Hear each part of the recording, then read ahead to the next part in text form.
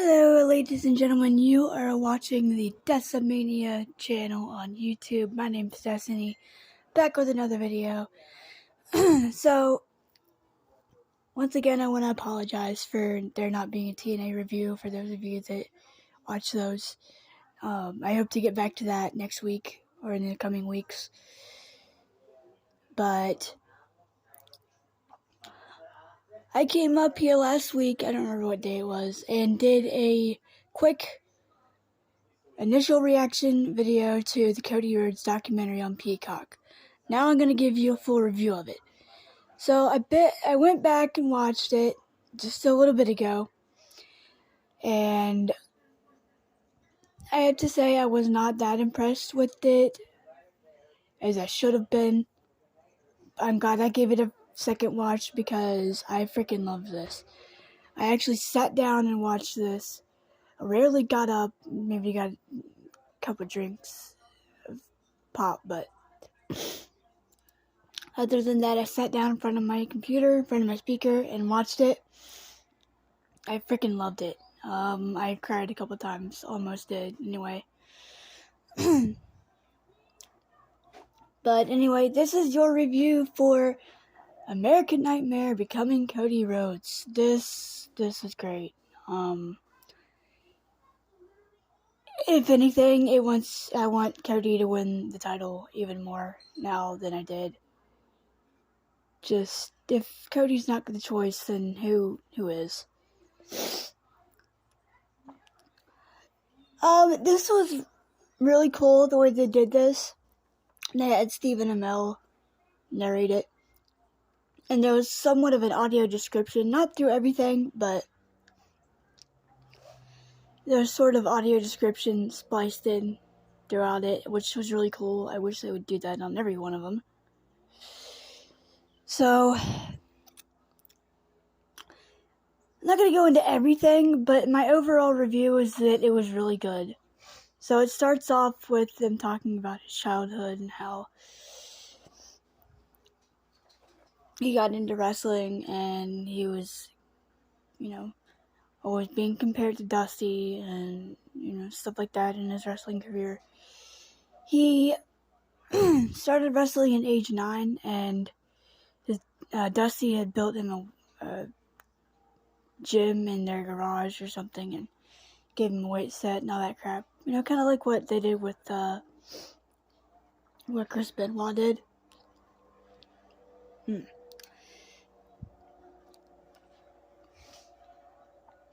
His sister Teal and his mother were interviewed for this. His wife Brandy was also interviewed.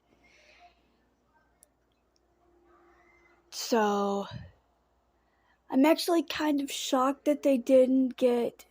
I guess I get why, because he's in AEW. But I'm surprised that they didn't get Goldust and interview him for this. But what I really liked about this was when they were going through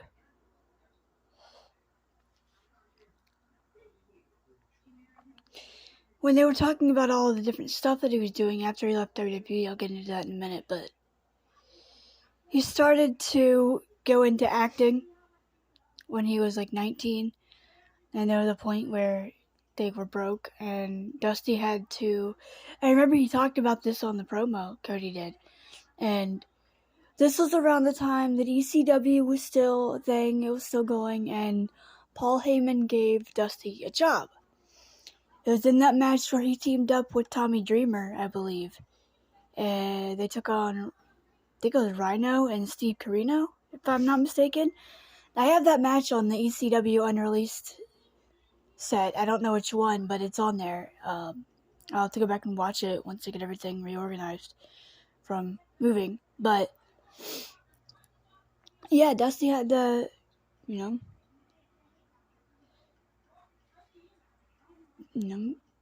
had to work. Paul gave him the job in ECW, paid him, and then Cody decided to go into acting, and he decided he didn't really like that. His mom wanted him to go to college, but then he went back home and told Dusty, hey, I want to get into wrestling. And Dusty said, okay, but if you're going to do this, you got to be the best you can be. And he did. And I have a lot of respect for Cody for a lot of reasons. And I'll get into them in a little bit, but he started in WWE, he started in OVW, and within 1 year, like 3 months after he inducted Dusty into the Hall of Fame, in the WWE Hall of Fame, he was put on screen in a program with Randy Orton. So, he was put on Raw, and I remember this. I remember watching around this time. It was about a year maybe into the Legacy stuff, where Randy Orton was feuding with Triple H, and like he kicked Vince in the skull and stuff like that, and took everybody out, made it personal. That's when I started watching, so it was around that time. But I remember Cody Rhodes vividly, and I was like, oh, he must be Dusty Rhodes' son, and because I heard about Dusty Rhodes. But that's my first memory of Cody Rhodes, so I guess I could say I literally grew up watching him. But it talks about him starting Legacy, and then he got into the dashing Cody Rhodes gimmick, and I hated the dashing Cody Rhodes gimmick when it first was established. I was like, what the frick? He thinks he's better than everybody else. Like, I didn't like it at all. But I will say that I do like dashing Cody Rhodes a lot more than frickin' Stardust. I'll tell you that right now. We'll get into that in a little bit, but dashing Cody Rhodes was...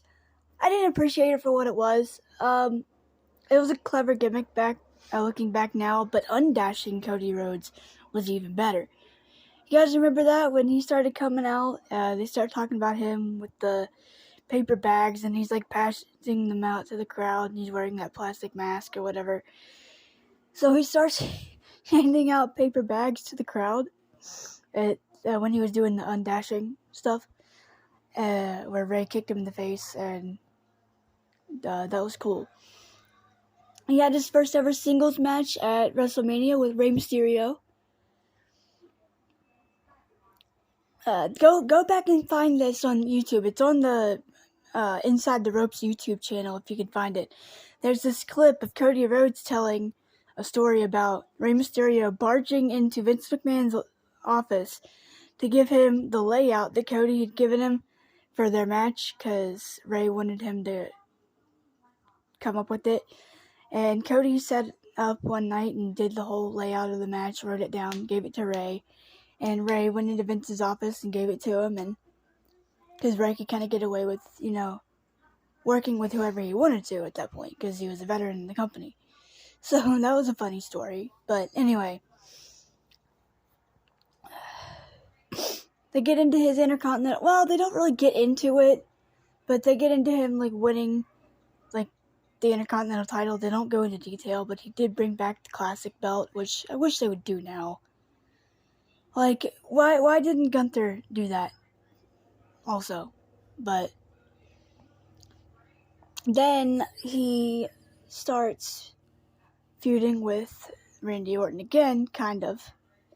Well, more like Triple H and the entire Authority. Remember the Authority angle? Oh, geez, that thing ran its course too freaking long.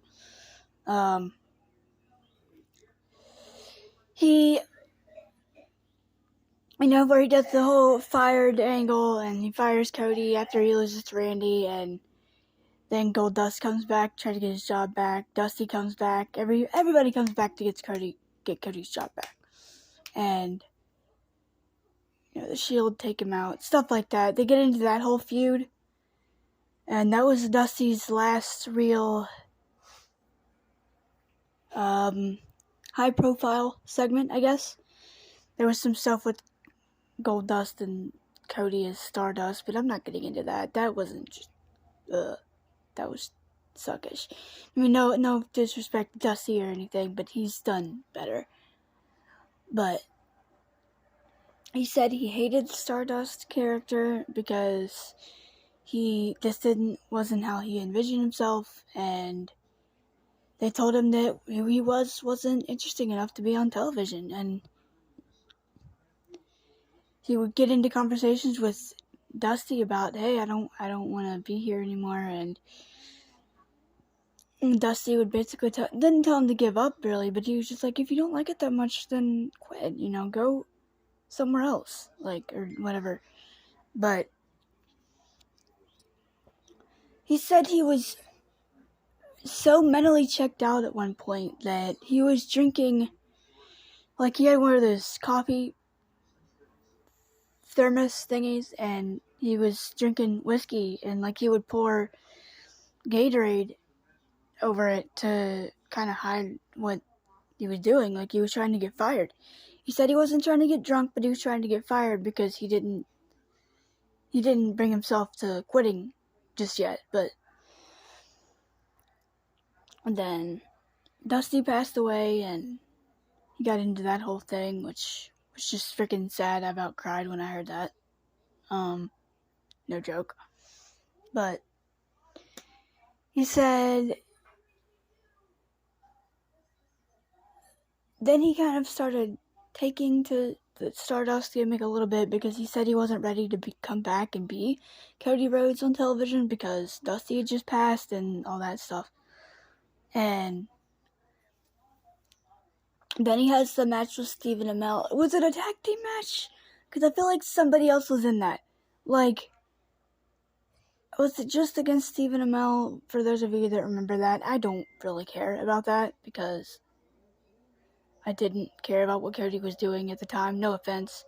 But the Stardust gimmick just sucked. I'm sorry, but it did.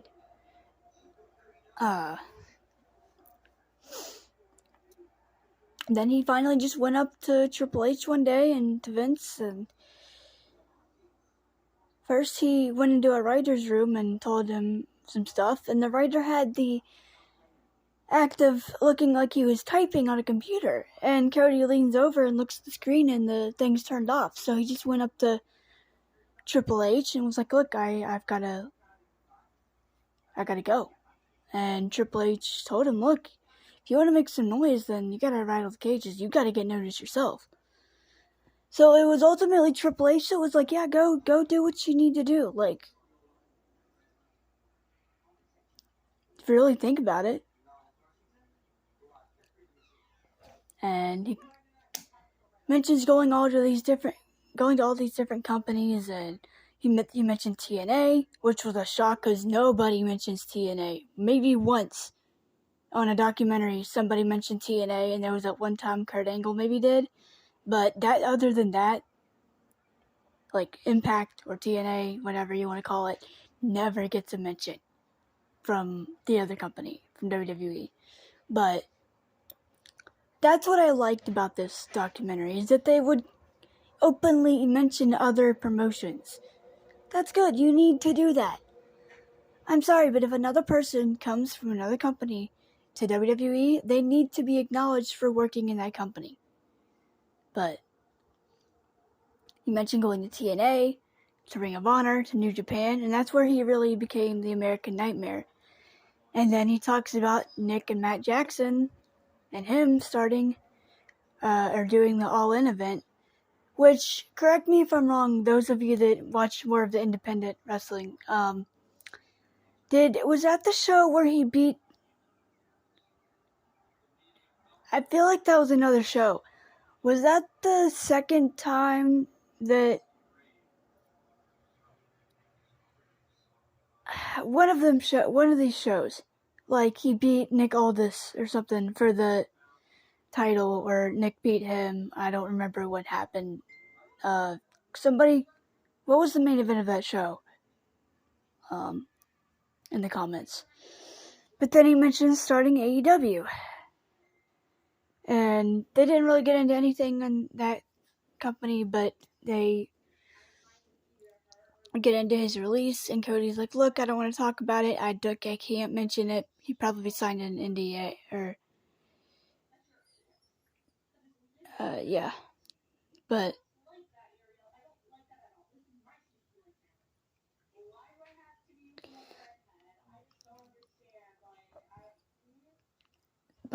he said, look, I left for a personal reason. Then he finds his way back into WWE. Vince apparently flew to his house to get him back. That's how desperate he was. And they let him keep everything. They let him keep his song, Kingdom, which is a freaking great song.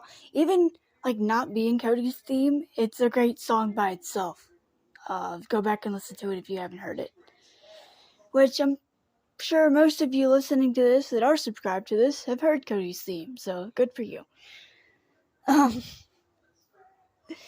But, Vince said, look, we're not going to change you. We're going to let you be you. You're going to be the American Nightmare. And